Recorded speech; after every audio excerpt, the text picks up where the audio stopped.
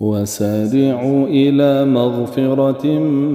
من ربكم وجنة عرضها السماوات والأرض أعدت للمتقين وسارعوا إلى مغفرة من ربكم وجنة عرضها السماوات والأرض أعدت للمتقين. بسم الله الرحمن الرحيم. الحمد لله رب العالمين، الصلاة والسلام على حبيبنا محمد وعلى آله وصحبه أجمعين. لدرسي بيشوا باسي كليلكاني درقاي بهشت مان كرد وقسيكي إمامي ابن مسعود هبو ليك مان دا وشي مان كردوا تمانو قساني إمامي ابن مسعود صحابي بغمري خوا صلى الله عليه وسلم. إمام ابن قيم جوزي زيادەیەکی بۆ هێنا و تاواکاریەکی بۆ کردووە کە وەکو چۆن ئەو باسی لە کلیلی دەرگای بەهەشت کرد، ئەم باسی کلیلی دەرگای جەهەنەم. بۆیە فەرمێ ومفتاح النار الشرك الأكبر. فەرمێ کلیلی دەرگای جەهەنەم چییە؟ شیرکی ئەکبەرە، یعنی شیرکی گەورەیە. طبعا شیرکی گەورە کۆمەڵە تایبەتمەندی هەیە کە زۆر گرنگە ئینسانی موسڵمان بیزانێ، بۆی بزانێ چی لێ بەسەر تێ ئەگەر بێت و ئەو شیرکە ئەنجام بە. پێشەموو شتێ شیرکی گەورە بەهەشت لەسەر خاوەنەکەی حرامەکە. خوای گەورە فەرمێ إنه من يشرك بالله فقد حرم الله عليه الجنة ومأواه النار وما للظالمين من أنصار. فەرمێ بێگومان هەر کەسێ شیرکی گەورە ئەنجام بدا، شەریک بۆ خوای پەروەردگار ئەنجام بدا، ئیتر لە ئولوهیەتیا بێ، لە ڕبوبیەتیا بێ، لە ناو صیفاتەکانیا بێ، یاخود بە دەمی بێ، یاخود بە کرداری بێ، یاخود بە دڵی بێ، خوای پەروەردگارە فەرمێ ئەمە بەهەشتی لەسەر حرامە و بۆ هەتا لە ئاگری جەهەنەمە. بۆ ئیمامی ابن قەیم ڕەحمەتی خوای پەروەردگاری لێبێ یەکەم خاڵکە هێناوێتی لە کلیلی دەرگاکانی جەهەنەمە ئەفەرمی شیرکی گەورەیە. تایبەتمەندی دووەمی شیرکی گەورە ئەوەیە کە خوای پەروەردگار هەرگیز لێی خۆش نابێ، بە هیچ شێوەیە لێی خۆش نابێ. إن الله لا يغفر أن يشرك به ويغفر ما دون ذلك لمن يشاء. خوای پەروەردگار خۆش نابێ لە شیرکی گەورە بە هیچ شێوەیە، بەڵام لە غەیری ئەو لە تاوانەکان خۆشە بێ. بۆیە هەموو تاوانێ لێ خۆشبوون ئەیگرێتەوە ئەگەر پێوەی بمری شیرک و کوفر نەبێ، تەوحیدەکەتێ شکانە بێ، ئیمانەکەتە هەڵوەشانە بێتەوە، ئیسلامەکەتێ لە بەین برد بێ، لێ خۆشبوون ناوگرێتەوە لە قیامەتە. بەڵام تاوانێ ئەنجامدا بێ، تەوحیدەکەتێ پاراست بێ، ئیمانەکەتێ پاراست بێ، ئیسلامەکەت مەزبوط بێ، خوای پەروەردگار لێت خۆشە بێ. و شیرکی گەورە بە هەمان شێوە یەکێکە لە هۆکارەکانی مرتەد بوونەوە لە دنیایە کە خوێنی ئەو کەسە پارێزبەندی لەسەر نامێنێ. لەبەرەوەی خوای پەروەردگارە فەرمێ قاتلوا الذين لا يؤمنون بالله ولا باليوم الآخر ولا يحرمون ما حرمه الله ورسوله ولا يدينون دين الحق من الذين أوتوا الكتاب. فەرمێ بجەنگن لەگەڵ ئەوانەی کە ئیمان ناهێنن بەخوا، واتە مشریکن، کافرن، و ئیمان ناهێنن بە ڕۆژی دوایی، و ئەوەی خوا پێغەمبەر بە حەڵاڵی دانن ئەوان بە حەڵاڵی دانانێن، ئەوەی خوا پێغەمبەر بە حەرامی دانن ئەوان بە حەرامی دانانێن، یعنی گوێ نادەن بە حەرام و حەڵاڵی خوا.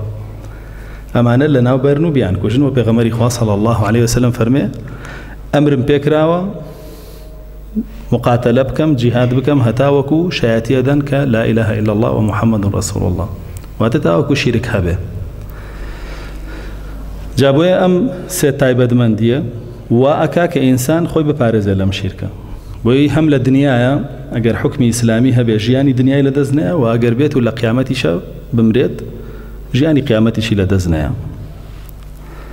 پاشانە فەرمێ والإعراض عما بعث الله به رسوله. یەکێکی تر لە کلیلەکانی دەرگای جەهەنەم بریتە لەوەی پشت بکەیتە ئەو دینەی کە خوای پەروەردگار پێغەمبەری پێناردووە، گوێ نەدەی بەدین نەتەوێ فێری بی. خۆی پەروەردگار لە قورئانە فەرمێ والذین کەفەروا عما ئونذروا معرضون، فەرمێ کێ پشتەکاتە دینەکەی خۆی پەروەردگار، کێ پشتەکاتە ئەو نەذیرەی کە بۆیان هاتووە کە پێغەمبەری خوا صلی الله علیه وسلم، کێ پشتەکاتە ئینذارەکە کە قورئانە، کێ پشتەکاتە منذیرەکە کە رب العالمینە. بەس کافر ئینسانی مسلمان وا ناکە. ئینسانی مسلمان لە هەر شوێنێ دینەکەی ببینێ وەریەگرێ و لە هەموو حاڵەتێکیشا بە دوای دینەکەوەیەتی فێری بێ و بیەوێ هەر هەڵس و کەوتێکیش بکا بە دینەکەی خۆی نەبێ نایکە. ئینسانی مسلمان ئەوە تایبەتمەندیەکەیەتی ئەوەی کە بەهەشت بەدەست بهێنێ، بەڵام ئەوەی کە شایستەی جەهەنەم بەمەوێ و جەهەنەم بەدەستێنێ سەبەبەکەی ئەوەیە پشتەکاتە دینەکەی خۆی، پشتەکاتە پەروەردگارەکەی، پشتەکاتە پێغەمبەرەکەشی. پشتکردنە دینیش دوو بەشە، پشتکردنە دینێک پێوترێت کولی و پشتکردنە دینێک پێوترێت جزئی. پشتکردنە دین بە جزئی یعنی پشتکەیتە بەشێکی، بۆ نمونە سەڵەوات نادەی زۆر، ذیکر ناکەی زۆر، یان بۆ نمونە لە حرامێکە لە حەڵاڵێکە تێیەکەوی، ئەمانە کافر نابی پێی. بەڵام ئەگەر بێت و بە کولی پشتکەیتە دین یا پشتکەیتە کولیاتی دین ئەوە کافر بی پێی، و ئەو کاتەش جەهەنەم لەسەر خۆت حەڵاڵەکەی بۆ هەتا هەتایە. پاشانە فەرمێ والغفلة عن ذكره والقيام بحقه. یەکێکی تر لە دەرگاکانی جەهەنەم یا کلیلی دەرگاکانی جەهەنەم بریتیە لە چی؟ بریتیە لە بێئاگابوون لە یادی خوای پەروەردگار، بێئاگابی لە یادی خوای پەروەردگار و هەڵنەسی بە حەقی خوای پەروەردگار. حەقی خوای پەروەردگار چییە؟ حق الله على العبيد چییە؟ وەکو چۆن بە مەعاذە فەرمێ پێغەمبەری خوا صلی الله عليه وسلم فەرمێ یا مەعاذ تدري ما حق الله على العباد؟ ئەی معاذ ئەزانی حەقی خوای پەروەردگار لەسەر عەبدەکانی چییە؟ فەرمێ الله و ڕەسوولەکەی ئەزانن. ئەفەرمێ ئەن يعبدوه ولا يشركوا به شيئا. بریتە لە تەوحید، خوای پەروەردگار بە تەنها پەرست و هاوڵی بۆ بڕیار نێن. کە تۆ واز لەم حەقە هێنا بێ ئاگا بووی لێی، ئەوە بۆ خۆی دەرگایەکی تری جەهەنەم لە خۆت کردوێتەوە. پاشانە فەرمێ ومفتاح كل إثم الخمر. ئەفەرمێوە دەرگای هەموو خراپەکاریەکانیش چییە؟ عارق خواردنەوەیە، مەشروب خواردنەوەیە. هەر شتێکە سەرخۆشەیەەکە، هەر شتێکە سەرخۆشەیەەکە، بێهۆشەیەەکە، عەقڵت لە کارەخە،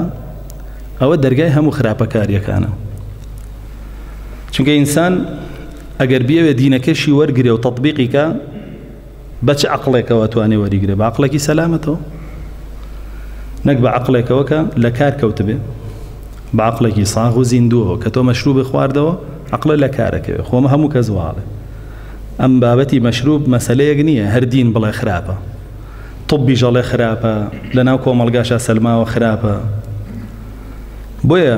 ئەو کەسەی مەشروبە خواتەوە عەقڵی ئەچێتە دواوە، کە عەقڵی چوویە دواوە ئاگای لە خۆی نامێنێ. یخۆ زۆر بەرپرسەیە بەسەر خۆشی خەڵکە کوژێ، زۆر بەرپرسەیە بەسەر خۆشی تەنازولاتەکە و ئیمزاکە و گرێبەستەکە و وڵات و دین و شەرەف و ناموس و هەمووی فرۆشێ. هەمووی مەشروبە وای لێکە. زۆر کەسەیە سەرخۆشە وەرەگەڕێمرێ، خۆی کێشێ بە خەڵکایی کوژێ. زۆر کەسەیە سەرخۆشە نهێنی خۆی ئەدرکێنێ لای خەڵک، نهێنی وڵاتەکەش ئەدرکێنێ لای خەڵک.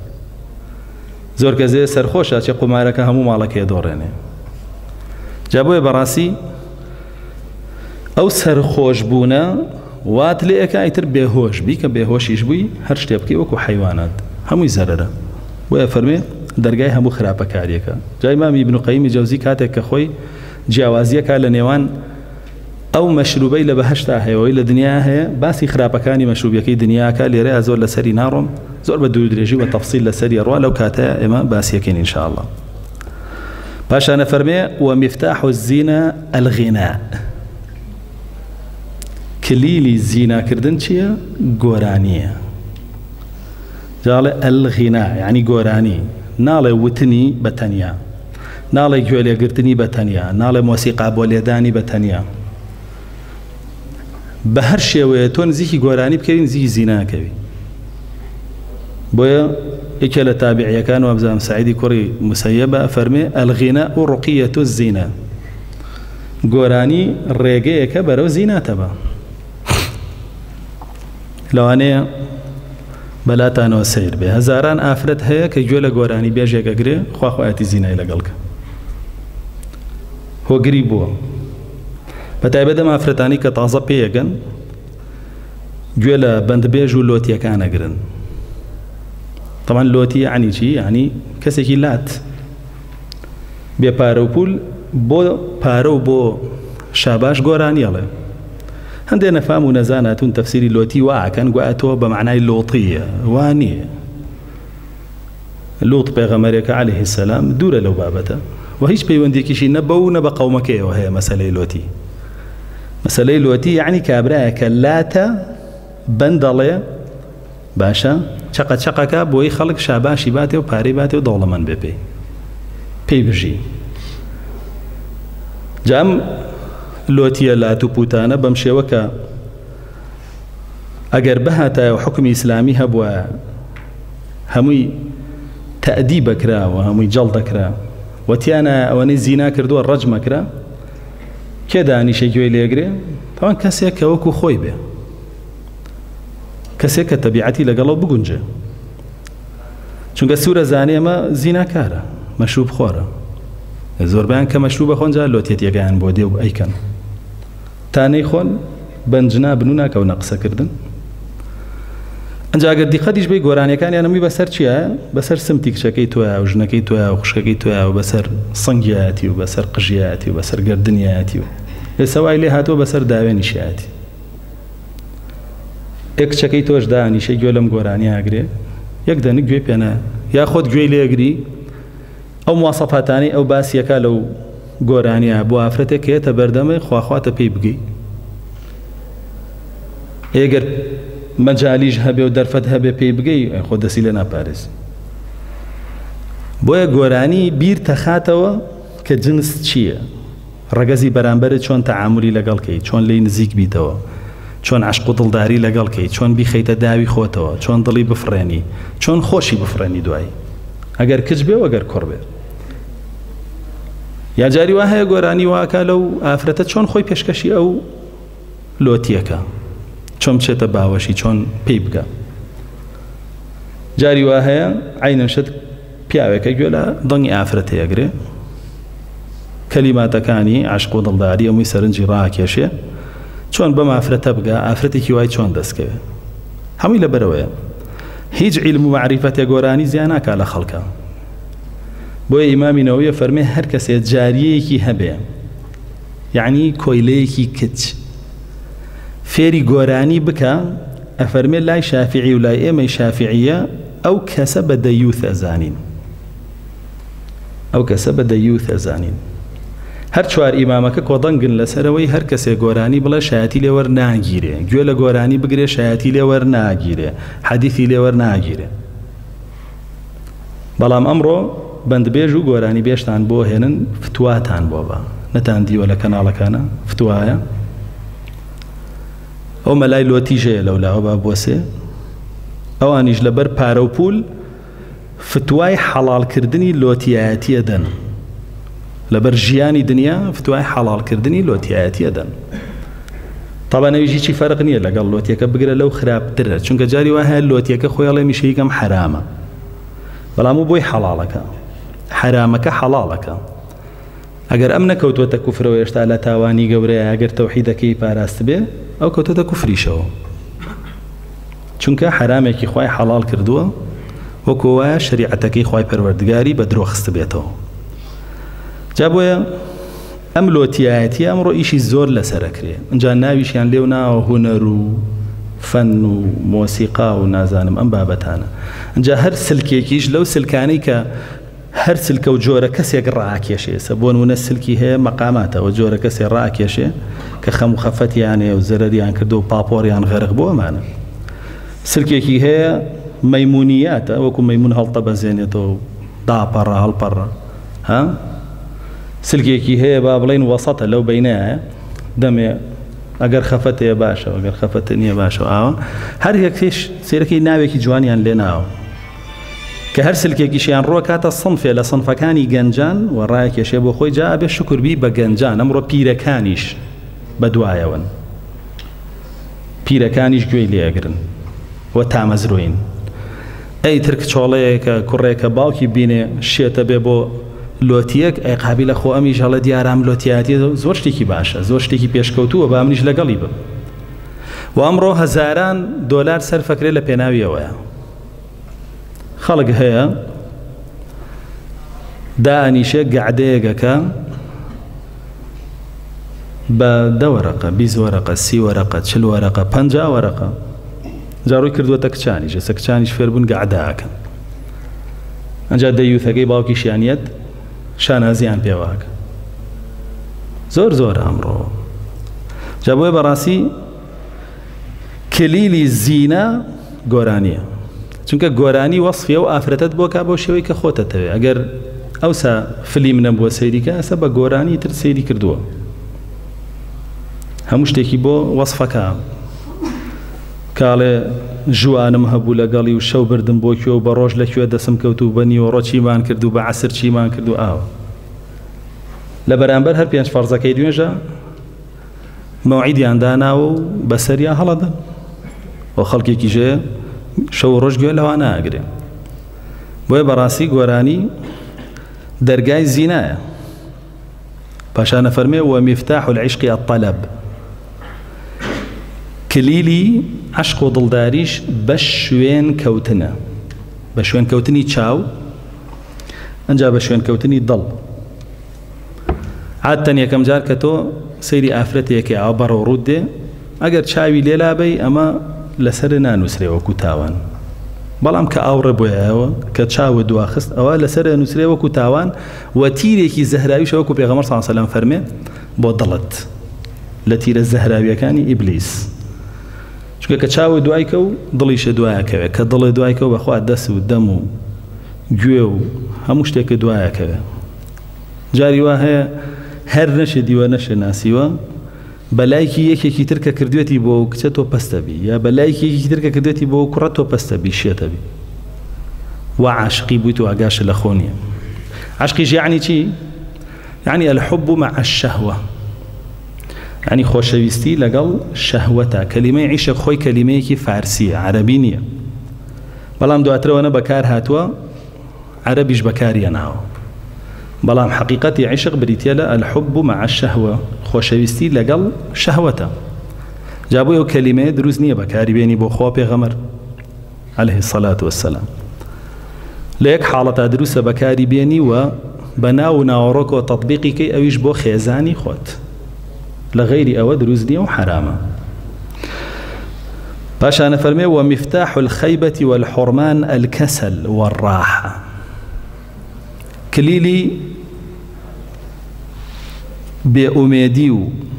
محروم بون لا أجرو باداشتو فضائلو سركوتنو بيشكوتن بريتيالا چي بريتيالا تماليو إسراحة كردن قرز بي دائما تمال بي هەڵ نەسی بۆ نوێژی بەیانی ئەوە چی لێ مەحروم بوو ئەجرێکی زۆر چیکە و بەسەراکەوت تووشی خەیبەت بووی خەیبەت واتە دۆڕاندن لەبەرەوەی تۆ تووشی تاوان بووی نوێژی بەیانی فەوتان یاخود لە ماڵەوە ئێوارەوە ناخۆی ئەمە ناخۆی وەکو بڵێ 6 ڕۆژە نانە نەخواردووە لەبەرەوەی 6 سەعاتە نانە نەخواردووە ئیتر دنیا هەڵە ناسێنێتەوە بۆ نوێژی عیشا و بۆ تەراویح تااقەت نییە بۆ کەویتە ڕێ بۆ تەراویح و بۆ نوێژی عیشا نای لە ماڵە بۆ خۆ دانیشی یەکە داشنیشتی چیەکەی خۆ قابلە تۆ نەی لە مزگەوت بیکێسە لە ماڵەوەیکەی ناوەڵە بڕۆ بیخە سەر هەڵقە و بەرنامە و ئیخبار ئەوە لەولا خێرێکی زۆرە لێ مەحروم بوو و تووشی خەسارۆمەندیەکی زۆریش بووی جا بۆیە بەڕاستی ئیسراحەت بۆ ئینسانی مسلمان نییە وەکو چۆن لە ئیمامی ئەحمەدیان پرسی کەی ئینسانی ئیسراحەتەکە ئینسانی ماندار کەی ئیسراحەتەکە وتی کاتێ یەکەم پێ خاتە ناو بەهەشتەوە یەکەم هەنگاو کە خستە ناو بەهەشتەوە لەو ڕۆژۆی تۆ ئیسراحەتی بەس ئینسانی مسلمان پێش ئەوە ئیسراحەتی نییە گەر ئیسراحەتی جەستەیی هەبێ ئیسراحەتی دڵ و دەرونی نییە سەلەوانەیە ئێمە ئەمڕۆ بخەوین 8 ساعات 7 ساعات ئیسراحەت کەین بەزەوە بە لەشمانیین يقناقر إيمان دار بين بيغمري خواه صلى الله عليه وسلم فرمي رجع قدي بسر إيمان دارانا خريك الضليان أتويته ولا بروي أوهم خرابة كارية أبينو ناتوان بيقور خريك الضليان لجي خويا أتويته ولا بروي أوهم خرابة كارية أبينو ناتوان بيقورن هكا بيني خشكا كد لفيسبوك سلا قال كرك عيش بيناكري كشكد عين شد هاش نكد لبازار بيكني بدم بيعوانو يا كشكد يا خشكد يا كشبوركد كشخالكد كبيش يلا توقت شيء الله يوامك على توقت شيء اگر یک تو زیمان لدلتا هبه لو دقیقه دل تویته ولا بروی تو بیگواری تو انا ایدنی بیگواری فاشا نفرمه امام ابن قيم ومفتاح الكفر المعاصي والكبائر كليلكاني كافر بونيش كتوبرو كفر ابا تاوانا گوركان هر تاواني گوربكي هر تاواني گوربكي هر تاواني گوربكي ورده برو كفر الروي حسني بصريه فرمي المعاصي بريد الكفر بريدي كفر چیه اوی که برو کفر ابا تاوانی گوره نگریت ولی همو انجام بده چونکه تاوانی گوره واد لیکا قدری خواد لا نمینه تاوانی گوره که زور بردوام یک لسری واد لیکا قدری خواد لا نمینه عظمتی او نزانی و لسزای او نترسی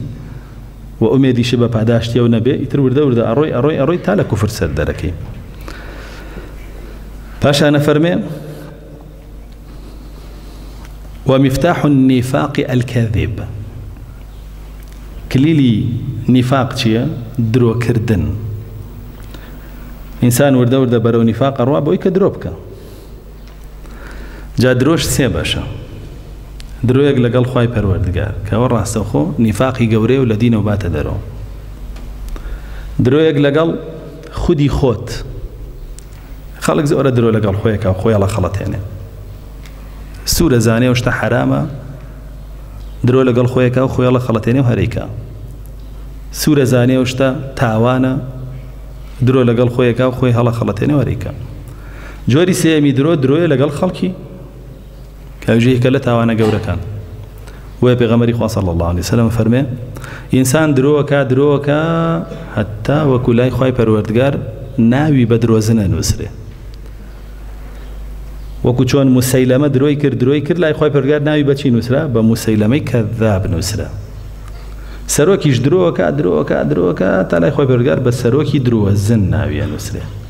ناوەکەی چێتە ژێر ناوی مسەیلەمەی کەذابەوە کە لە قیامەتا خوێنرایەوە بۆ جەهەنەم دووەم کەسەمە بۆیە پێغەمبەر صلی الله علیه و سلم فەرمێ کێ زەوەندترین کەس لای خۆی پەروەردگار کە بۆنی بەهەژ ناکا کێ مەلیکون کەذاب کار بەدەستێکی درۆزنە بۆ چونکە درۆکەی ئەو زەرەر لە میلەتەیە وەکو درۆی تۆ نییە تۆ درۆیەکەی زەرەر لە کەسەیە لە دوانی بەڵام ئەو درۆیەکە زەرەر لە یەک میلەتە قوڕەکە بەسەر یەک میلەتە بۆیە سزای ئەو زۆر خەتەرترە و زۆر خراپترە و دوا ئەویش درۆی مەلاکانە کە پێغەمبەری خوا صلی الله علیه وسلم بە دەجال ناوی بردوون کە فەرموویەتی سەیەکون دەجالون کەذابون يحدثونكم بما لم تسمعوا أنتم ولا آباؤكم فرموویەتی کۆمەڵێ دەجال پەیابن درۆزن لەسەر مینبەرەکانەوە شتانێکتان لێکەن بە دین کە دین نییە نەخۆتان نە باو بابیرانتان نەتان بیستووە جا ئەو دوو چینەش دەستکەن بە درۆ هەموو میلەت دەسەکا بە درۆ بۆیە وای لێیە مناڵە پشکۆلەکەش درۆکە کە ئێمە نوێژەکەین لە دواوە شەڕەشەقەکە پێشەوەی سەلام بینەوە لە ڕیزەکەی وەستاوە آخر مەلا درۆزن و کار بەدەست درۆزن و میلەت درۆزن ئەی تۆ بە تەمای مناڵ چی دەرچێ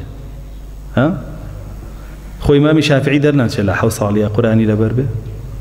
ناوەڵا لە 7 ساڵیە هەرچی جۆری درۆیە تەواویەکە هەمووی لەبەرەکە چونکە زۆربەی باوکی کردوێتی لەگەڵی زۆربەی دایکی کردوێتی لەگەڵی ئیتر تەبع بێ لەسەری دوایش کە ئەڕواتە قیمەی دەسەڵات هەر خەریکی درۆیە هەر خەریکی درۆیە چێت لە پشت پاپاوە نوێژەکە تۆ لە پشت مەلاوە نوێژەکە ئەڕوا بۆ سعودیە دوای ڕاکە بۆ فاتیکان ئەوای لە دەرەجە درۆزن و ساختەچی لە هەموو شوێنێکای بینی و لە هەموو شوێنێکیشا بە درۆی خۆی گونجانوە لەگەڵ ئەو جێگایە ئیگرا ناتوانێت بە حەقیقی خۆی بگونجێنێ جا بۆیەوە گەورەترین کلیلی نیفاقە ئیتر درۆکە تا گەورەتر بێ نیفاقەکەش گەورەترە بێ درۆکە تا زۆرتر بێ نیفاقەکەش زۆرترە بێ پاشانە فەرمێ ومفتاح القطيعة الشح والحرص. فرمي وكليلي بتشراندني سيلي رحم تشيا، يعني تو بو هوكار تشيا واولي سيلي رحم بتشرين لقال خلقي هوكاركي تشيا لقال خزمك سكاري هوكاركي وي كتو بغيلي هوكاركي وي رزيلي دس بدنيا وطن قرتوا ناتوي بچوكترين بشي لدس بي وازاني اگر ام خزمه مرحباي كي بياني بدعوتي كي باروي كي مالكت بخوا ناچی بۆ ماڵی کەس دەڵێ باویش نێتەوە. ئەمە هۆکارەکەی چییە؟ دنیاکەی خۆتە زۆر بە تۆنی گرتو بەغیل و ڕەزیلیکە خوای پەروەردگار لەبارەی و کەسانەوەی کە سیلەی ڕەحمە بچڕێنە فەرمێکی ويقطعون ما أمر الله به أن يوصل ويفسدون في الأرض أولئك لهم اللعنة ولهم سوء الدار. أوانيك قطعي سيلي رحمة فساد لسر زويا بلاوة كانوا أوانا لعنتيان بوهي وجهنميشيان بوهي. هل عسيتم أن تفسدوا في الأرض وتقطعوا أرحامكم أولئك الذين لعنهم الله. نكن فساد لسر زويا بربلاو كان برازيلي وبغيلي ودنيا ويستي وقطع صلي رحم كان أمانة لعنتي خوان لسر. جاء قاطع جيا لقل مكافئ أو كسيك قطع سيلي رحمي كدوا هر ناروا أو يشبه هر ناروا أو سلامي ليبكا هر ناروا أو أمهرش عنا يقريتو يقنا أجر أو بأنجا أمتشي أو أمهرش عنا يقريتو بلام هر تاوان بارد چونك سيلي رحم بريتيا لوي كتوبري ولاي أو لكاتك أو نائب ولايتو أو يعني سيلي رحم. باشا نفرمي ومفتاح كل بدعة ضلالة الإعراض عن السنة. كليلي همو داهنانكي قمرائي كإنسان قمراكا بشكرنا سنتي بيغمري خواه صلى الله عليه وسلم. بويا زانا أنا فرمون لو أنا إمامي أحمد لهر شوينكا بدعي أكثر هالبا ليا سنتي أكمرين راو بشتكيت السنة بيغمري خواه صلى الله عليه وسلم برو تشيروي برو بدعاء روي بدعاء شتيا ضلالة بيغمر صلى الله عليه وسلم وافر وكل بدعة ضلالة كل شيء الفاظ عموما هر شيء بدعة هي داهنان هي لمدينة حمي قمراية هر هموشي لكوي وكل ضلالة هر همو قمراية كان جلكوين في النار لا قرأ يأمر خلق بدعاك ويقول باش تابي نايبيني لباشتا وبيغمر صلى الله عليه وسلم ما فرمي. أما طواوكري أثرك ابن مسعود بولالان عبد الله لالان ابن قيم جوزيو أتينا سرباب كتر توقيع الجنة مورو يمزاي بهشت مورو يمزاي بهشت شيء طبعا بريتيالا موردان لبراوي كردارة كانه ياخذ توقيع كردني كتب هشتيت بعكس شوا موردان وتوقيع كردني كتابي جهنم يكان هي نامي كردار كان جهنم يكان هي شكاتي أموري ليدري كاتي إنسان أمريه كأمريه أموري ليدري بيغمري خواه صلى الله عليه وسلم فرموديك صحيحة كاتي إنسان نزيكي سر مرقى بيته ملائكة كان الرحمة دا بزنسري أجر أهل إيمان به كفنيان لبهشت وهناو بونيان لبهشت وهناو بقى شاوي برو بيري دين بيلين مجدد ليبه أي روحا باكك لم جست باك وردرو بولاي پروردگارك كليت رازية ووردرو بو بهشتكو بو نازو نعمتك كخواي پروردگار بوي بريار داوي أفرمي روحي ديتا درو چون ضلوبك أو لسوراحيك ياخد لدولي چيك ماوتو خواريكي تو بخيرية تخوارو بأسان فرمي روحي أو ديتا درو أوري روحي باكا أفرمي أم كسا أم روحا ملائكة كان يك لحظة نايوسين لكفنكي بهشتي وبيتشينو بونا خوشكي لدنو برزيكنو أجاب بال هر ملائكتك هر كوم على ملائكتك على أو بونا خوشيكي أو روح باكيكي ئەڵێن فڵانی کوڕی فڵانە بە خۆشەویستترین ناو لە لای خۆی تاگاتە ئاسمانی حوتەم لە دەرگا درێ ئەمە ڕۆحی کێ ئەڵێن ڕۆحی فڵان کوڕی فڵانە بە خۆشەویستترین ناوەکان لە لای خۆی خوای پەروەردگار ئەفەرمێ کتابی ئەم کەسە نامەی کردداری ئەم کەسە لە عیلیین بنووسن لەوێ ئەنووسرێ و مۆری لێ درێت تا ڕۆژی قیامەت ئەدرێتە دەستی و پێچێتە باشتەوە ئەفەرمێ گەر ڕۆحەکەش خەبیث بێ ڕۆحی کەسی کافر و خراپەکار بێ ئەفەرمێ مەلایکەی عەذاب بۆی دابەزن بە تووڕەی بە تون و تیژیەوە کفنی جەهەنەمیان پێ و پیسترین بۆنی جەهەنەمیشیان بۆیە ناو فەرمی پێڵێن ئەی ڕۆحە پیسەکە ئەی ڕۆحە کافرەکە ئێستا ئەم ڕۆحە کافر و پیسە کە ئەمرێ نەفام و نەزانەکان پێڵێن ڕۆحی شاد ڕۆحی شاد بە جەهەنەم شادی چی ها ڕۆحی شادە بە هەموو تەمەنی دژایەتی خوا پێغەمبەری کرد ئەڵێ ڕۆحی شاد نا پێغەمبەر صلی الله علیه و سلم فەرمی مەلایکانە دابەزنە سەریان ئەی ڕۆحە پیسەکە وەرە دەرەوە لەو لەشە پیس بووە گەنەیە بۆ لای خوایە کە زۆر لێو تووڕێ بۆ لای سزایانێکیش کە بۆی داناوی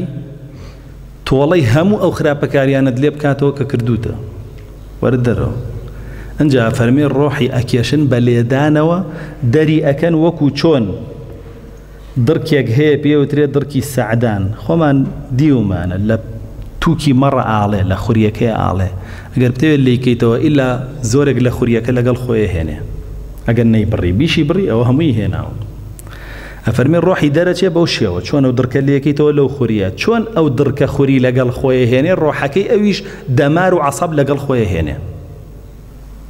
ئەنجا فەرمێ کە کەوتە دەستیان یەک لەحظە نایوەستێنن کفنەکە و بۆنە پیسەکە و بەرزیکەنەوە بەرزە بێتەوە بۆ ئاسمانی دنیا بۆ گەنەکەیەگە ئەڵێنەوە ڕۆحی کافر و مشریک و بێدین و خراپەکارە دەرگای ئاسمانی لێ ناکرێتەوە فڕی دەنە خوارەوە ئەنجا پێغەمبەری خوا صلی الله عليه وسلم واتە خوێنێتەوە إن الذين كذبوا بآياتنا واستكبروا عنها لا تفتح لهم أبواب السماء حتى يلج الجمل في سم الخياط ئەوانەی دژایەتیم دینیانە کرد بە درۆیانە خستەوە و خۆیان بە زل ئەزانی لە ئاستیم دینیان جێبەجێیان ناکرد و تەطبیقیان ناکرد وەکو شەیطانیان نەکرد کە بانگەکران بۆ سوژدە ئەبا وەستەکبەر کە بانگکرا بۆ نوێژ ئەبا وەستەکبەر پشتی تێ کرد و خۆی بە گەورە ئازانی لە ئاز نوێژە ئەمە ئەفەرمێت دەرگای ئاسمانیان بۆ ناکرێتەوە هەتا وەکو یەلیج الجەمەل فی سەم الخیاط جەمەل دوو تەفسیری بۆ کراوە لەلایەن سەحابە و لەلایەن تابعینەوە تەفسیرێکیان ئەڵێن ئەو حەبلەیە کە لەنگەری کەشتی پێبەسراوەتەوە کە زۆر ئەستورە ئەوەندە ئەستورە هەتا ئەو حەبلە بە کونی دەرزیانە چێ ناچێ بە کونی دەرزیتان دیوە بە هیچ شێوەیە ناچێ یعنی بە هیچ شێوەیە ئەمە دەرگای ئاسمانی بۆ ناکرێتەوە ڕۆحەکەی بەرز بێتەوە و لە عیلیین نامەی کردارەکانی بنووسرێ بە هیچ شێوەیە تا بۆ ئەسفەلە سافلین تەفسیری دووەمیشیان ئەڵێن وشترە تا وشتر نەچێ بە کونی دەرزێ ئەو وشتریش ناچێ بە کونی دەرزێ کەواتە ئەو ڕۆحی ئەو ئیلا ئەبێ ئەو کتابەی لەکوێ بێ لە ئەسفەلە سافلین بێ بۆیە پێغەمبەری خوا صلی الله عليه وسلم فەرمێ خوای پەروەردگارە فەرمێ کتابی ئەم ڕۆحە پیسە بنووسن لە ئەسفەلە سافلین لە سجین سجینیش چییە کتابی خراپەکارەکانە کە لە قیامەتە ئەدرێتە دەستی چەپیان و بەرەو جەهەنەم بەڕێکرێن جابووە کتابی بەهەشتیەکان بۆ شێوە وەرەگیرێ و کتابی جەهەنەمیەکانیش بۆ شێوە وەرەگیرێ و بۆ شێوە ختمەکرێ و مۆرەکرێ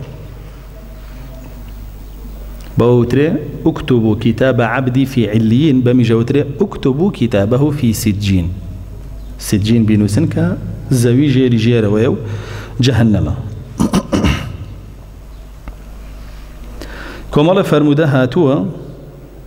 گوایە لەسەر پردی سیڕات نامەی کردارەکان مۆری لێدرێ بەڵام و فەرمودانە هەمووی ضعیفە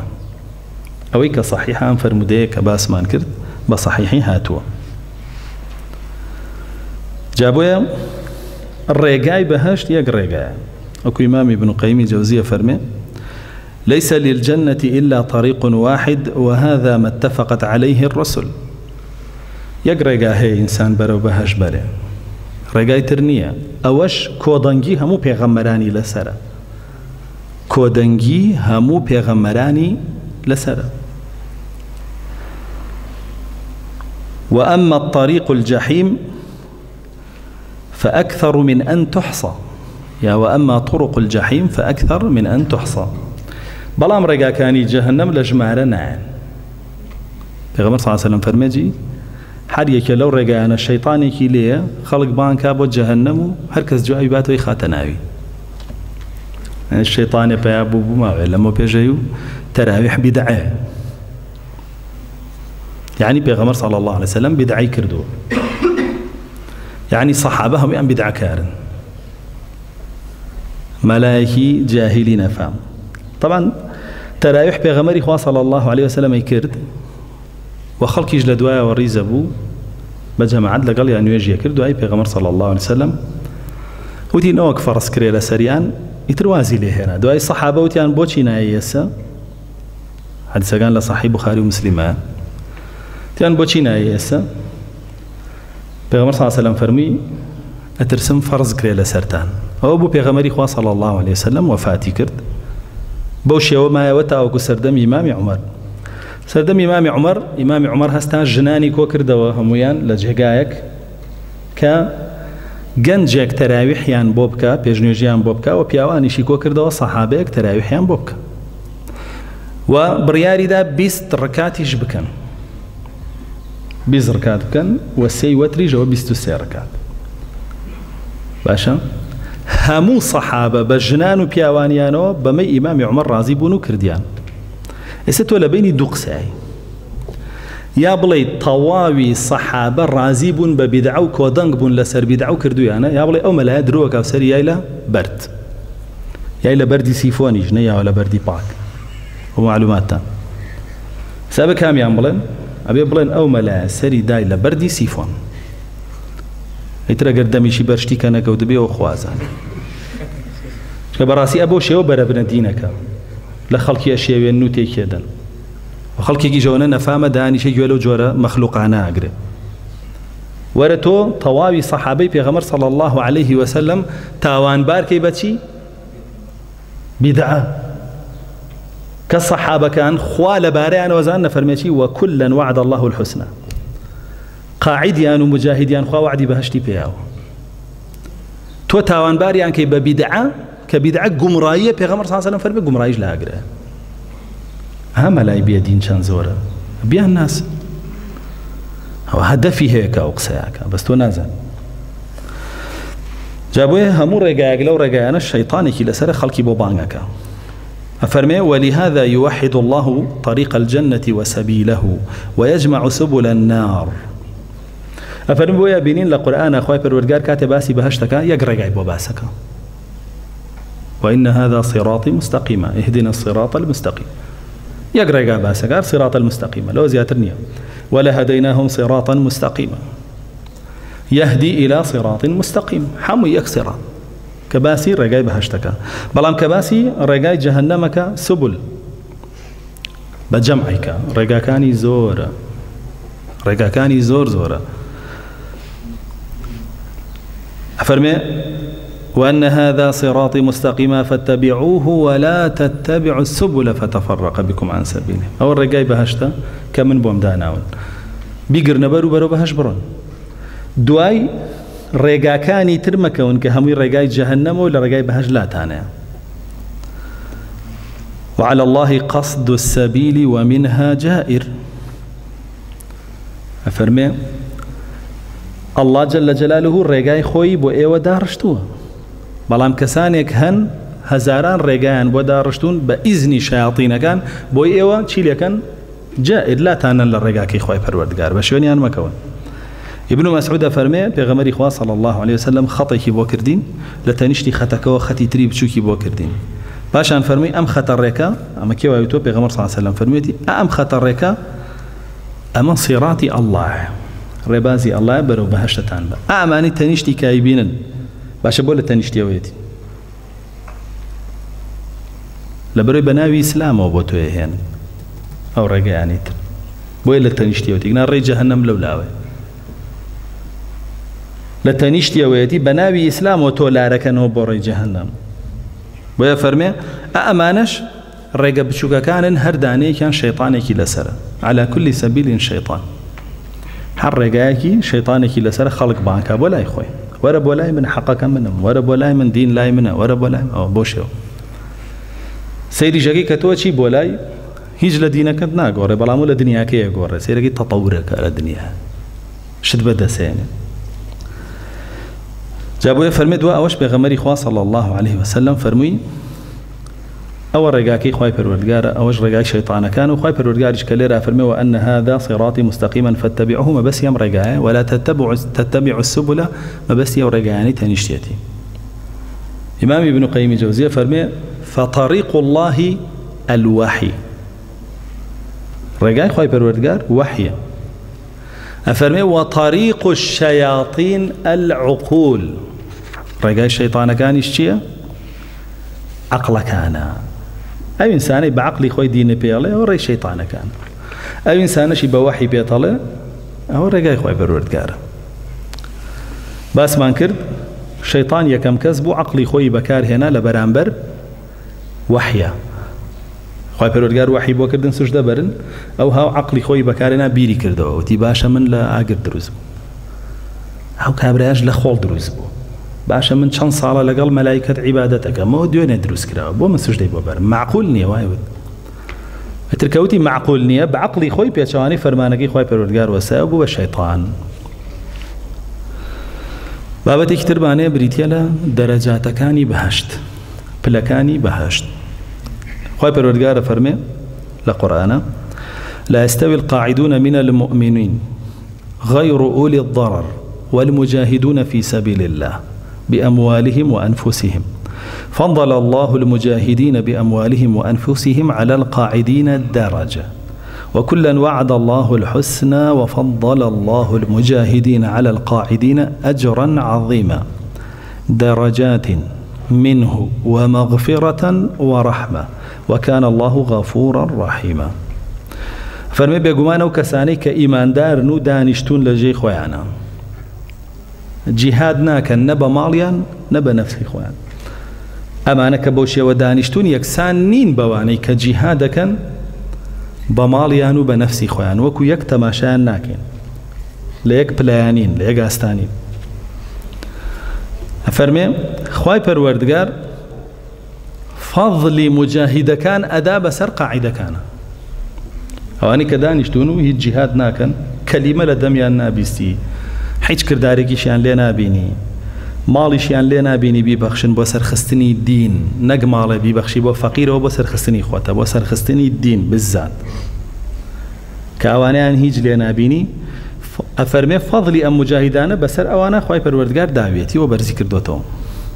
چنك درجة أو درجة بو خوي لنا وخويا 100 درجة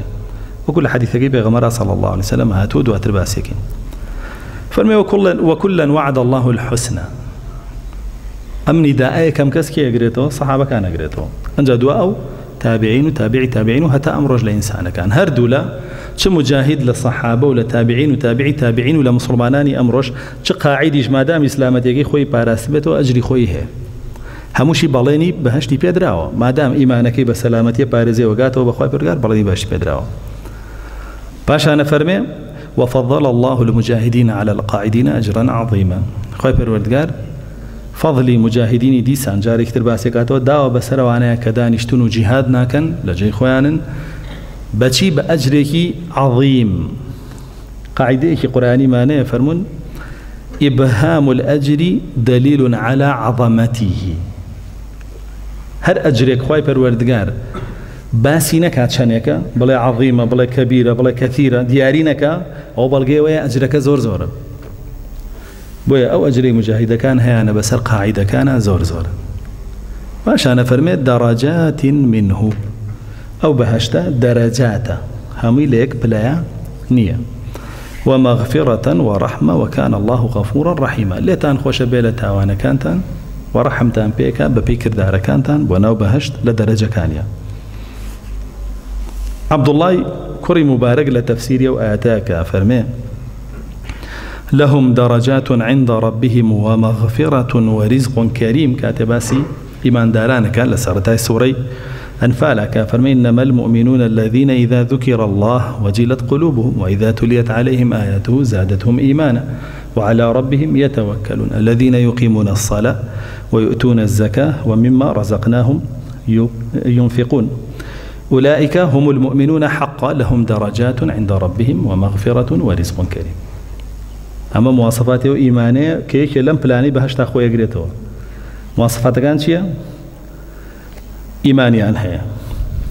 إذا تليت عليهم آياته زادتهم إيمانا كآيات كان إخوة پروردگاریان بسر أخوان ريته قرآن حديث إيمانيان زياق. مواصفات سيميان على ربهم يتوكلون توكليان بأخوة پروردگاره بشت بأخوة پروردگاره بس أما سيم مواصفات. الذين يقيمون الصلاة ينجكن ومما رزقناهم ينفقون زكاة ما بينج مواصفات. فرمي أولئك هم المؤمنون حقا إيمان داري راسقين أمانا تشيان بوها درجات عند ربهم أأمان ببي كردار كانيان لناو بهشتا بلبندي أكرين هر كسو كردار كاني بايتش بلايك بيتش تو بلاي بوي بلكاني بهش زورة بلكاني بهشت زورة وإنسان كانيش جوريان زورة و ئەوانەشی کە کرداریان کردووە کردارەکانیان هەمووی وەکو یەک نییە هەیە زۆرە هەیە زۆرتر هەیە زۆرتر هەیە زۆرتر. لە تەفسیری وایەتە فەرمێ بعضهم أفضل من بعض فيرى الذي قد فضل به فضله ولا يرى الذي هو أسفل منه أنه فضل عليه أحد من الناس. فەرمێ خوای پەروەردگار کە خاتە باشتەوە کەسێک پلەی بەرزترە کەسێ نزمترە کەسێ نزمترە. فەرمێ لە بەرزاییە مدرسي بيشو باسمان كر خوای پروردگار فرمي ونزعنا ما في صدورهم من غل يعني او غلي للدنيا لنا وضلي انسانا وايليك بغيل بي وايليك حسود بي امانه نامن لدلتا لبهشتا افرمي اوي سروا خوي بزورتر نازانه لوي خوارو و اوي خواروش خوي بكمتر نازانه لوي سرو تا بغيلي بي بري اويش تا بوزي بسر عليها لبهشتا وشتاننيه.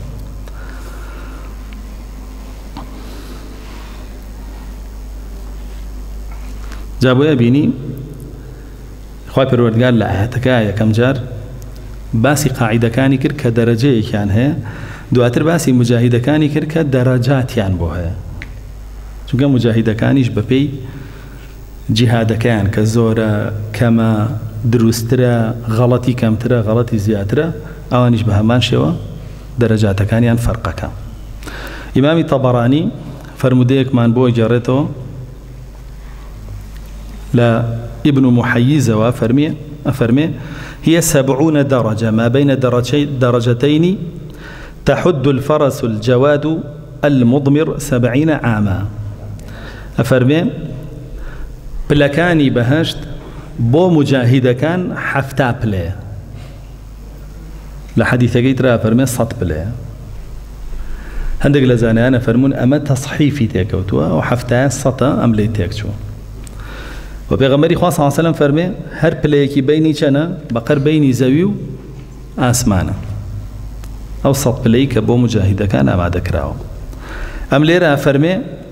اگر اسب سوارك حفتا صال بخيراي بروايتر اسب سوارك كتتربية نعمة بري انجا بلايكي انا بري حفتا صال. خواه پروردگار فرمي فمن اتبع رضوان الله كمن باء بسخط من الله ومأواه جهنم وبئس المصير هم درجات عند الله والله بصير بما يعملون. فن بيقومان خلقي دو باشن خلقي كان دواي رزامندي خوي پروردگار كوتوا خلقي كان دواي رزامندي هوا وارزي خوي وشيطان كان كوتو او دو باشن اميان بدواي رزامندي خوي پروردگار اويشان توربوني خوي پروردگار بدسين جابوه فرمي اميك دواي توربوني خوي پروردگار كوتو او بدسين بيقومان جهنم جاگایەتی و سەرنجامێتی کە جەهەنەمیش بە هەمان شێوە پلەبەندیە. جابۆیە زانایانە فەرموون جەهەنەم دەڕەکاتی هەیە بەهەشتیش دەڕەجاتی هەیە. لەمایەتەیە دەڕەجات مەبەستی ئەهلی بەهەشتە کە پێیانەدا بەڵام دەڕەکات دەفەرمین المنافقین في الدرك الأسفل من النار منافقەکان لە دەرکی ئەسفەلەوە دەرجە دابەزی بۆ خوارەوە بەڵام دەڕەجە بەرزە بیتەوە بۆ سەرەوە بەسەرەکەوی ئەو فەرقی دەرک و دەرجە درج برزبيتو درك بو خواربه درج لبهشتا درك لجهنم.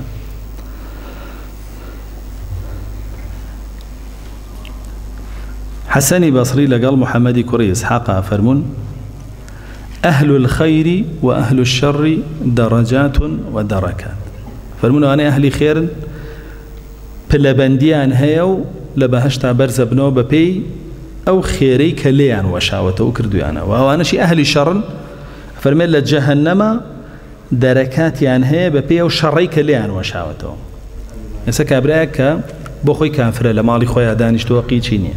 أما حكمي چیه؟ أما كافريكي مسالمة هیچ زرريكي نية بو مسلمانا. أما لجهنم سزاي كمتر لويك خلق بانك أبو لاي كفر على ورن كافر بن وكو خوم باشا. أميش لجهنم سزاي كمتر لويك بزور كفر أسابين بسر خلقه دفاع لكفر أكا أيان كجي أجر كافر نبن أبو شيوب لبندية بويا كفريش همو يك طبقانية. سكافر هبوا باش بو مسلمانا وكو أبو طالب باش بو بيغمر صلى الله عليه وسلم لم سردمش أبو طالب زورا رواية مسلمانة يك لخز مكاني ببا أبو طالب بوي باشا بوي جابويا همو مسلمانة لم سردم أبو طالب يك باش بوي باريز راو بي حتى وكو أو دعوة أو مبستي هي تسر بقري جابويا حالتي أم كافرانة هم للدنيا أم لقيامتي شاجعة. سبوان منا كافريكي مسالم أبي تو شون ببرامبري آياتي لقل تطبيقي أبي آياتي أدعو إلى سبيل ربك بالحكمة والموعظة الحسنة وجادلهم بالتي هي أحسن لقل أما تطبيقي باشا أبي آياتي لقل أو كافر مسالمة تطبيقي دعوي بكي بحكمته بمشجاري جوان بمناقشة شاك. أو كافرين محاربة أتيو آتي لقلب كاريني نا أو كافرين محاربة توج محاربيك أو آتاني لسرد عبزيني كمحاربيتيا نقو آتي كمسالميتيا ملا دجال كان كابراج نيو بخوايا ببيغمر يالا كاكو ادعو إلى سبيل ربك بالحكمة ملا دجال كان وعلا ملا مدلس كان مش بيالين أي دجالي مدلس أو بو كافريك كمسالم به بو كافرين كمحارب به كافري محارب طن بلا سري وبرجال فرمي يا أيها الذين آمنوا قاتلوا الذين يلوونكم من الكفار وليجدوا فيكم غلظة. أيوة أنا ما تاني هنا بجنجن لو كافراني كلنا وخوتانا لتانو نزيكن وبات طنش بلا سريان وبرجال فرمي يا أيها النبي أما بيغمر صلى الله عليه وسلم رحمة للعالمين أخواتي بيفرمي جاهدي الكفار والمنافقين واغلظ عليهم. أي بيغمر صلى الله عليه وسلم أو كافر منافقا محاربانا جهاديان بك طنج بلا سريع بوي لقال كافري محارب طنتيجيه لقال كافري مسالمش حكمة موعظة حسنة هي أمدو أنا جيان ملا الدجال كان يكن بيك هردو كيلا خلقه كان بيك آخر سأمر جورك تفسير بياب وتفسيري قرآن بيوتري تفسيري رغبوي قرآن تفسيرك برغبتي خوت برغبتي آغاكت برغبتي سروككت برغبتي هوا وارز وكت بونمونا كابرا راقصة رقصك تو بيالي الرقص حرام بويكي يا آتيك بوين يلا وأما بنعمة ربك فحدث عليه جسم جوانية با خوشنية با عليه ونعمتي خويا بسر مو خويا جورجا فرمي دريخ ابو خلق دريخ ها كافر دجال شلون بيابو اين تاندي وملاي دجال الله شي عليه او كي جوله جوانا انا وناس ما بو بشارينو بابين درو تيك الله قران بنو ها فاواتك ابو شي ودا بزان سري باشا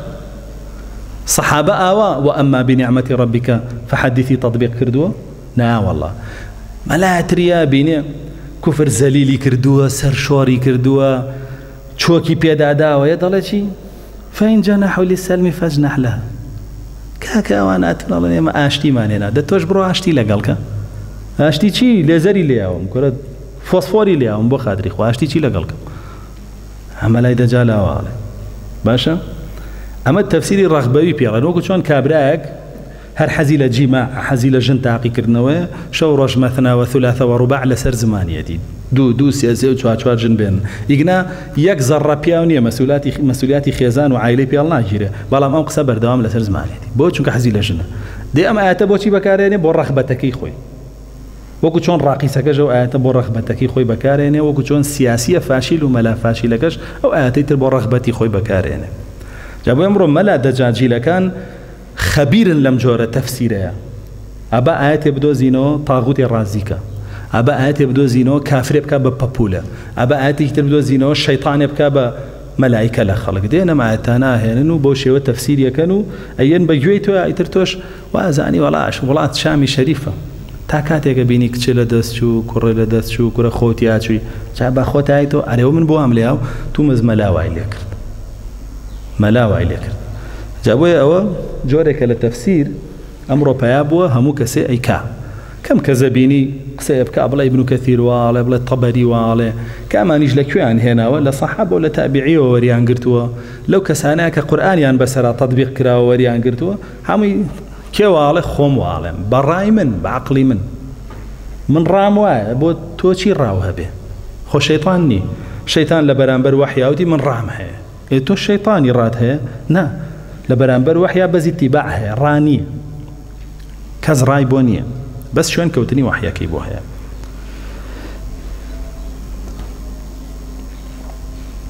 جا بۆیە ئەفەرمون ئەهلی خەیر بۆ شێوەیە دەرەجاتە ئەهلی شەریش بۆ شێوە دەرەجات و ئیمامی کەسایی لا تفسير أو آتاء فرمي ولكل درجات مما عملوا أفرمي يعني منازل متوافدون في الدرجات في الجنة وفي الدركات في النار أفرمي يعني أواني لبهشتان مالو كوشككانيان ببي بلو باي خوان برزبيتو هل يكو لأستي بلكي خواتي وأوانشي لجهنمان ببي كفرقي خوان نزم بنوا حتى وكو آخر بني جهنم كيلي منافقين ليه إن المنافقين في الدرك الأسفل من النار جاي سقر سرجميريا بكي لناو بناو مسلمانانا زور بيانا وانا درجن كلا الدركي جيري جيرون حد يعني أبو جهل وأبو لهب بن باشكرات جهاتي دين كان هبن يعني كان حد يعني وعن بن تاوكو توزي لسر وبن لجهنم شابل كو بيبش نبناو ولتفسير أو آياتها ويسوري أنفال كخند معناه لصحيحين حديثك معناه فرمي أهل الجنة ليتراءون أهل الغرف من فوقهم أفرمي أهلي بهشت أو أنا أبينا كغرف يعني غرف دواتر باس يقين كتشي ومواصفاتي شوانا بلام علي غرفة يعني جور لا يخوان جورك هذا زماني كردي باك علي غرف يعني جوراني كي زور يعني يك جورني انت هر جورێکی شی چەندێکە و چۆنە دواتر باسیەکەین ئەفەرمێ ئەهلی غوڕاف لە بەهەشتا ئەوانەی سەر و خۆیان ئەبینن وەکو چۆن ئێستا ئێمە مانگ وەستێرەکانی ترەبینین یعنی تۆ لە بەهەشتا جاری وا هەیە برادەرێکت لەبەرەوەی لە تۆ شەونێژی زیاتر بووە لە تۆ ڕۆژووی زیاتر بووە لە تۆ تەلەبی عیلمی زیاتر بووە لە تۆ ڕازگۆتر بووە لە تۆ پاک خۆرتر بووە حەڵال خۆرتر بووە لە تۆ تەوحیدەکەی جوانتر پاراستووە کە ئەتەوێ بیبینی ئاوە سەیرەکەی وەکو ئەستێرەیەکەی بینی بە ئاسمانەوە ئەوەنە بەرزترە لە تۆ ئەویش کەسێکی کە هەیە لەسەر و ئەوە ئاوای بینێ ئەویش کەسێکی کە هەیە لەسەر و ئەوە ئاوای بینێ هەتا وەکو هەموو پلەکانی بەهەشت کەوتمان پلەکانی بەهەشت بەقەر چەندێکە بەقەدەر هەموو قورئانە لە دەرسی پێشوا باسمان کرد پاشانە فەرمێ يتراءون الكوكب الدري الغابر من الأفق كوكب الدري الغابر الغابر يعني السيار جورا كان ينجيرني أقرأ سواري تل أفريقيا بيتشان خوشة شو كاروا جوري كورو جاء وشتيكي باطالي الدنيا تمثيل ناكرة ببهشت تناند السيركانيش أقرتوا للسريان بيتو برون تمثيل ناكرة ببهشت بەڵام شێوەی ڕۆشنەکەی تەمسیلەکرێ بۆ کە ئەبۆ شێوە ئەسوڕێتەوە ئەڕوە بێنە پێشاوی خۆت ئێستا تۆ لێرەی ڕەفیقێکە بینی لەسەر ئەستێرەی لەوە ئەستێرانی کە گەڕۆکە لە ئاسمان ئاسوڕێت چەند بەغیلی پێ بێ ئەڵێ ئاخ کە خۆشە شوێنی چەند لە باشتا بەغیلی پێ نابێ بەڵام کە لە دنیا بەغیلی پێبێ هەوڵەدەی بگەی بۆ پلەیە هەوڵ بە لە بەهەشتا لەو پلەیە لەگەڵی بێ. من المشرق أو المغرب لتفاضل ما بينهم لبروي لكردار أمانة جواز بون أم كرداري هبو أو كرداري تري هبو أم شان كرداري هبو دأوان دي أوي هبو صدوان دي أوي هبو بو إخوائي پروردگاريش ولا يظلم ربك أحدا ظلم لكزنا كار كسو بي كردارك برزيكاتو. قالوا يا رسول الله تلك منازل الأنبياء لا يبلغها غيرهم يعني بيغمري خاص صلى الله عليه وسلم شوني تو باسيكي كاوا أهل بهشت كسانك بينن لغرف آوايا وكو أستيركان وخورو مانك ديتو أروا أم شوني تو باسيكي أما شوني بيغمرانا بو كزني بو بيغمران نبي بيغمر صلى الله عليه وسلم فرميشي بلى والذي نفسي بيده رجال آمنوا بالله وصدقوا المرسلين فرمي بەڵێ سوێن بەو زاتەی کە گیانی منی بەدەسە ئەمە بۆ پیاوانێکی یاساییە نەک بۆ پێغەمبەرە کە ئیمانیان هێناوە بەخوای پەروەردگار و ڕازگۆ بوون لەگەڵ پێغەمبەرەکانیان ئەنسە تۆ ڕازگۆ بە لەگەڵ پێغەمبەری خوا صلی الله عليه وسلم لە شوێن کەوتنیا و ئیمانیشت تەوحیدەکەت بەخوای پەروەردگار بپارێزە کورت و مختصر بۆ کەسان ڕازگۆ بوون لەگەڵ لا إله إلا الله لەگەڵ محەممەد ڕەسوڵ الله هەردووکی ئەگەن بۆ پلە و پێگەیە لە بەهەشتا. فرموديك ترى فرمين أهل الجنة لا يتراءون الغرفة في الجنة كما تراءون الكوكب الكوكب في أفق السماء أما البخاري ومسلم. فرمي أهل بهشت غرفة كان أو كسانيك لسروخ وعنوان لبهشت أي بينا وكوشي وكو أسيرك كبا أسمانا ديتوشي وكو باسشمان كرو حديثيك فرمي لبهشتا صط بلاهي أما ذكر أبو مجاهدين أو هي مجاهدين معناه ونيا هم بهش بخي صط بلا شو كفر مدكي تري في غمري خاص صلى الله عليه وسلم فرمي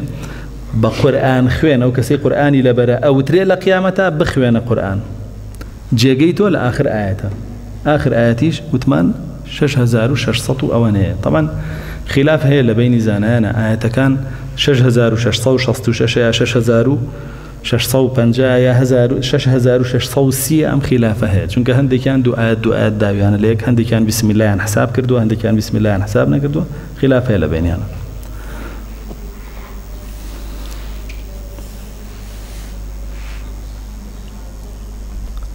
لفرموديك ترى بغمري خوا صلى الله عليه وسلم فرمي إذا سمعتم المؤذن فقولوا مثل ما يقول ثم صلوا عليه فإنه من صلى علي صلاة صلى الله بها عليه 10 ثم سلوا لي الوسيلة فإنها منزلة في الجنة ولا تنبغي إلا لعبد من عباد الله وأرجو أن أكون أنا هو فمن سأل لي الوسيلة حلت له الشفاعة. أما صحيح بخارياته پیغمبر صلى الله عليه وسلم فرمي أجر جوتان لبانك بيش بو بانكي لقلب لينو حي على الصلاة وحي على الفلاح نبي بلين لا حول ولا قوة إلا بالله بانكي لقلب لينو دو أترك طاوب صلواتكم لسربا هر کسی صلواتكم لسربا خوای پروردگار ده صلواتی لسر داتو افرمید دعا اویش دعای وسیلم بوبکن دعا بکن خوای پروردگار وسیلتم پی بخشه وسیلتیش کوی افرمید منزلتیک برسترین شونی بهشتا کس پیناگا پیغمبری خوانه به صلی الله علیه وسلم هیچ عبدی بو جگاناگا که پیغمبری خواه صلی الله علیه وسلم پیگا ان شاء الله خوی فرمید او منزلتا بو یک عبده بو هیچ کسی کنیه داواکارم لە خوای پەروەردگار بیدا بە من و ئەوەی ئەو دوعایم بۆ بکاو جوابی بانگەکە باتەوە سەڵەواتەکە بە ئەم دوعایشم بۆ بکا فەرمێ شەفاعەتی منەیگرێتەوە حلت له شەفاعەتی یعنی شەفاعەتی من حەڵاڵەکان بۆ خۆی جا بۆیە لە کاتی بانگا هەوڵمێن ورتە ورت و قسە و پرتە و بۆڵەوەم بابەتانەکەن هۆش بەرەبەر خۆت بانگەکە بڵێرەوە بانگ ئەجری زۆر زۆری تیا وتنەوەی لفرموديك تري صحيح مسلمة بيغمر صلى الله عليه وسلم فرمي هركسي قيل أشهد أن محمد رسول الله بفوتي وأشهد أن محمد رسول الله يعني همان شتي وتود واترجوتي رضيت بالله ربا وبالإسلام دينا ومحمد صلى الله عليه وسلم رسوله ونبيا غفر له ما تقدم من ذنبه خوال تاواني بيشوي همي خوش به وجواب دانوي بانگ شصت أجريتيا جواب دانوي قامتيش سي أجريتيا همو أجركيش يقبا حوصد زيادك بويا هەوڵ بدەن بانگ لە کیسی خۆتان نێن ئەمە بەس جوابدانەوەی جاوەگەر خۆ بانکە بڵێ بۆیە ئیمامی عومەر هەموو جارەی فەرموو لەولە الویلایەت لەئەذنت ئەگەر والی نەبوومایە ئەژبوومە بانگ بێش ئەوەنە بانگ ئەجریتیا بەس خۆ ئەگەر دەنگە ناخۆشە مەڕۆ لە بەیانیەوە بەردەم و کە بەرێ بگری وەڵا ئەجریتیا ها واز بێنە کاکە دەنگی خۆ مەزبوط کە باشە بانگەکەت ڕەوان کە جوانی کە خۆ تۆ لەسەرە نییە دەنگی خۆ خۆشکەی وە گوناحبار نابی بۆی دەنگی ناخۆش ئەگەر ناخۆش بێت چونکە ئەوە خوا پێداوی بەڵام خۆ فێربوونی بانگەکە بە جوانی و بەڕێک و پێکی ئەوان لەسەر خۆتە بفێریوی بە هەمان شێوە قورئانیش لفرموديك ترى بغمر خوا صلى الله عليه وسلم كلام مسند امام احمد اتوا فرمي الوسيله درجه عند الله عز وجل ليس فوقها درجه فسلوا الله لي الوسيله افرمي الوسيله بليكا بيجيكا لا اخواي پروردگار كلسرو او هیچ بلو بيجيكي ترنيا جابوي ايوا داواب كان لاخواي پروردگار بيدا بمن بو شفاعتان بوك لفرموديك ترى فرمي جاء رجل إلى النبي صلى الله عليه وسلم فقال يا رسول الله إنك لأحب إلي من نفسي أفرمي كابرايك هاو بلاي بيغمري خواه صلى الله عليه وسلم فرمي بيغمري خواه صلى الله عليه وسلم تو للام خوشويستري لنفسي خوشم لخدي خوشم وإنك لأحب إلي من أهلي وتو للام لهمك سكاري شم خوشويستري وأحب إلي من مالي وولدي تو للام لمال من دالي شم خوشويستري وإني لأكون في البيت فأذكرك فما أصبر حتى آتيك فأنظر إليك تيبي غمري خواه صلى الله عليه وسلم من لماله كبير لتو كموا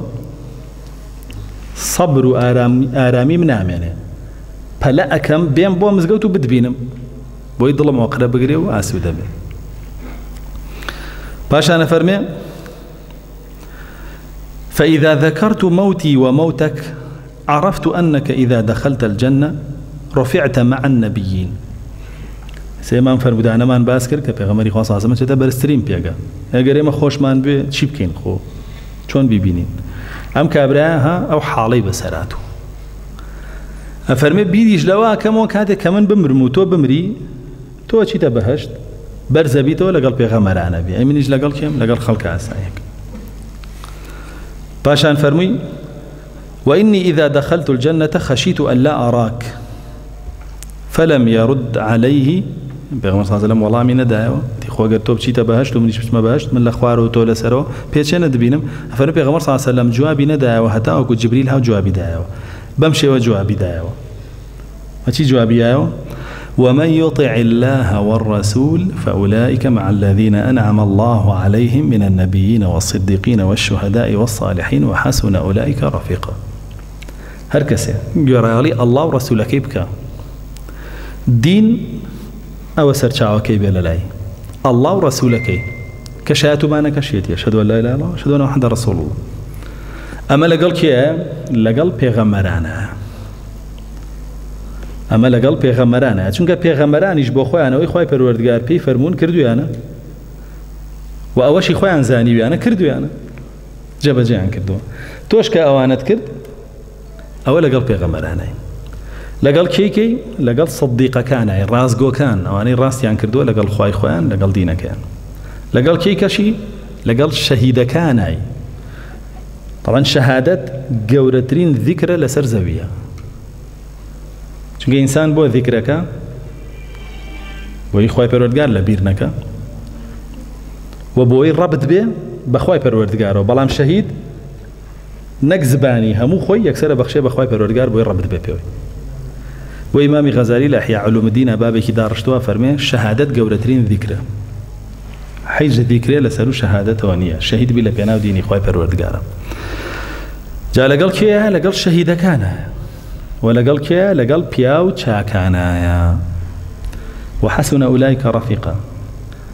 اگر تو بو رفيقي باشا قري لو أنا رفيقي باش ترد أزناك